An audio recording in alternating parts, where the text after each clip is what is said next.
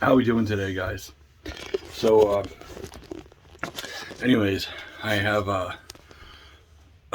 Bluetooth I listen to sometimes, and I listen to testimonials, and I listen to all types of things sometimes when I'm cutting and doing tree work, and I'm doing all this other stuff. So, anyways, I was listening to this YouTube videos, and I was like Doctor Sasquatch or something about the soap or something like that, and anyways, I ended up I was like listening to the whole video because it made me laugh because like I was like, is that soap really that good? So anyways, I spent $70 on this stuff, this Doctor Sasquatch soap, and it is it's pretty damn good. It doesn't like get people jumping and stuff like that, but I can tell you that it's pretty good soap. It lathers really good and stuff like that. So it works well. Anyways, let's talk about equipment today, okay? And I've had some people private message me, and so I'm gonna show you some of what I got. Okay, I have a 14,000. Actually, I had the upgrades done. This is my Kaufman trailer at 16,000. Can haul. I wouldn't haul any more than 14,000 with it. So I got this one. So they call it a 7-ton deck over. Okay. Got my brush thing right here for my Kubota. Over here, I got my 6-ton Hudson deck over. I haven't been using it for a while. I have to put new tires on it, and I don't really need it right now, so I'm not really using it. Okay. Over here, I got GMC 7500 12-foot body. I just had to buy this because I have a 550 chip truck, and the transmission blew, and because of COVID and the world the way it is, parts are hard to get for it, but we're gonna put a new transmission in that completely. This is a 2000 International 55-foot bucket. It goes over center. This is a good bucket. It's okay. You know what? It makes me lazy.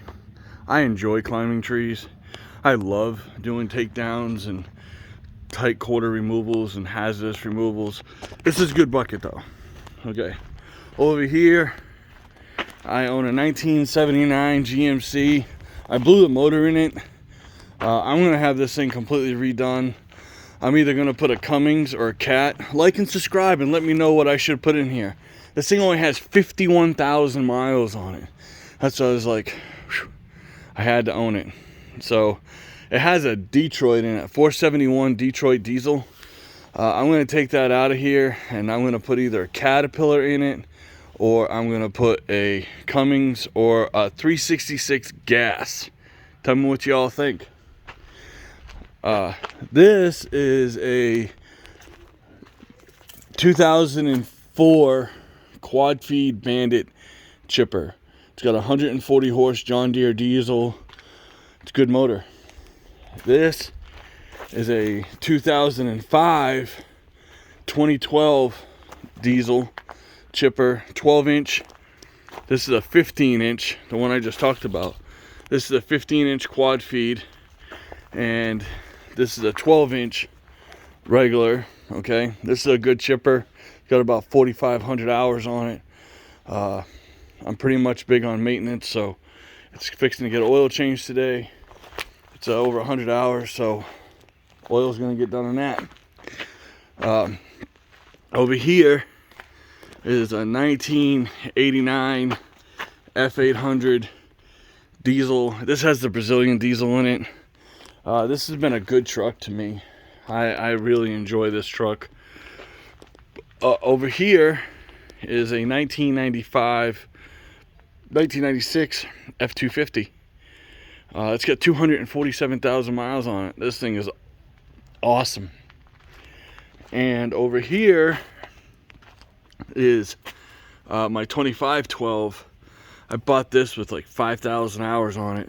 This has 140 horse John Deere diesel. This thing is a chipping beast. So, and then I got my Dodge. I have a gas Dodge motor. This thing is a good truck. And you know, and then I got over here. Let's walk over here.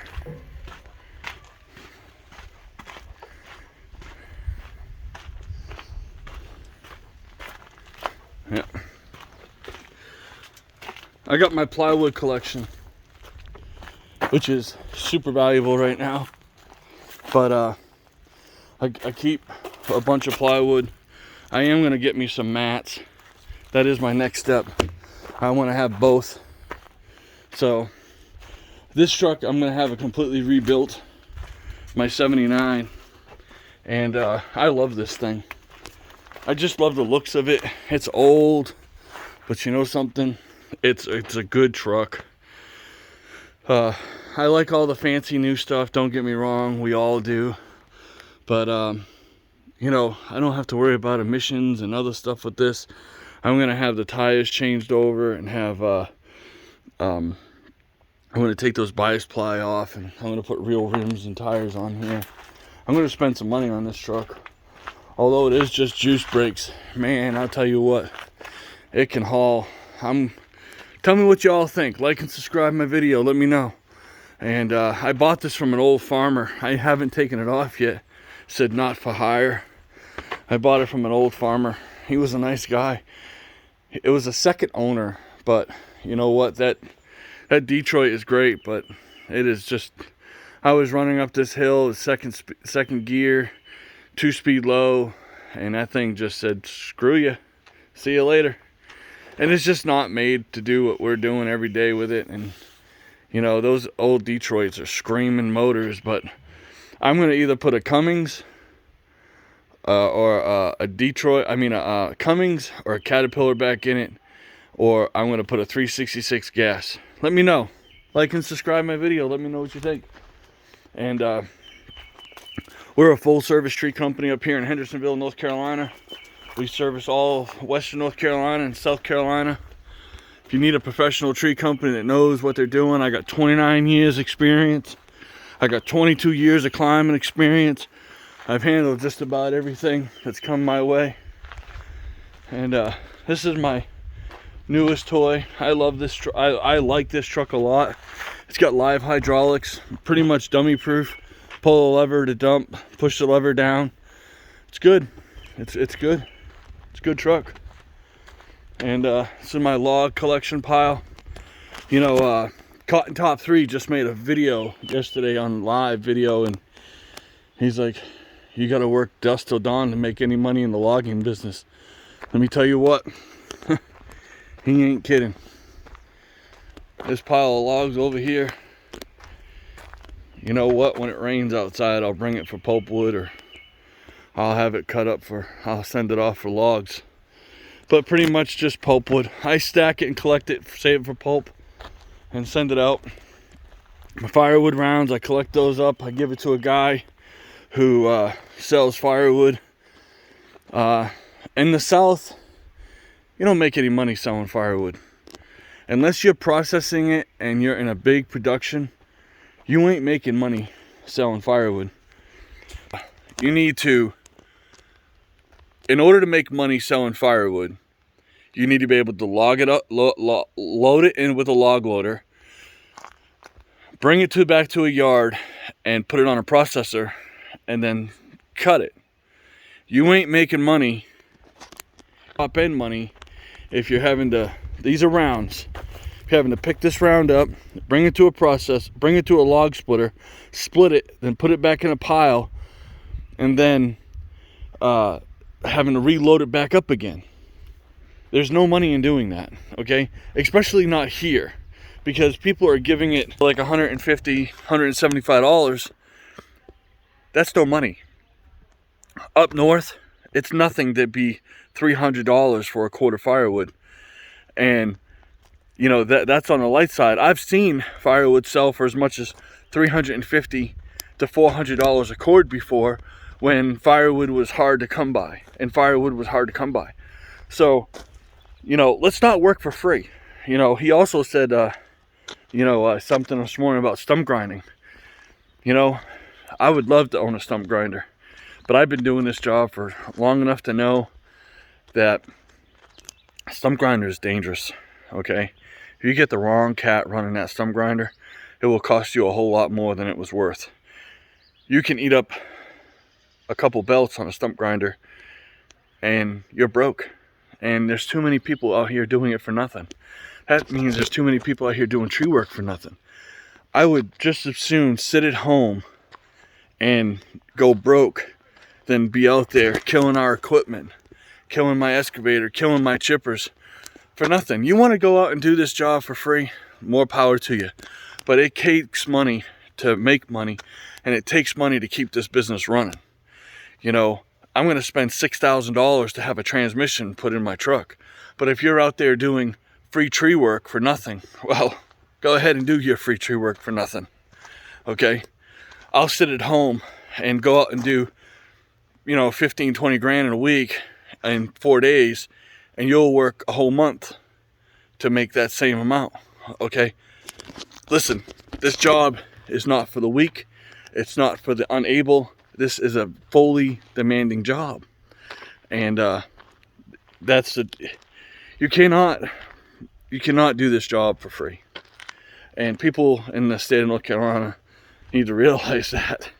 The problem is there's nobody, there's no senator, and there's no congressman out there that has the balls in order to do something about it. You know, there was there's a contractor, he's dead now, but you know what? They didn't do nothing about him. He was out here doing jobs that he wasn't even supposed to be doing, because in the state of North Carolina, anything over $30,000, you're supposed to have a contractor's license for landscaping, and they just get around. They just get off doing it. You know what? And there's nobody that does nothing. There's no accountability. That's the word I'm going to use, accountability. And it sucks because, I really wish this state would do what Oregon does and Washington State does and Maryland does, because it would take some of the problems right off our back. It would make, I have workers' comp. I have employees, not contract labor and not independent contractors. I have employees, okay? I match their taxes. I do the whole thing. I do it the legit way. And you have guys out here and homeowners out here who just hire because it's so cheaper. Listen, I have a competition who has 3 times the employees I do. He works cheap too. And you know something? I'll be honest with you. When I'm driving by and I see him working there, and I know that I looked at that job, and the homeowner called me up and be like, you were $500 too more, or you were $1,500 more. I'm $1,500 more because that's what that job is worth. And that's what that job needs to be paid out. But you got his name, which I'm not going to say, and he's out there doing it for, because sometimes they'll be like, oh, it was $600 cheaper, $1,000 cheaper. Well, I know he's doing that thing cheaper than I would have done it. He's out there killing his ass. So you know something? I'm laughing in the back of my brain. Yeah, he may be working. Yes, and I know what you guys are going to say. He may be working, but he ain't making the money. He's just beating his equipment, and that's how you need to look at it. Anyways, that's for now. Talk to you later. Hey, I'm doing an oil changing thing in a little bit. So that's going to be my next video.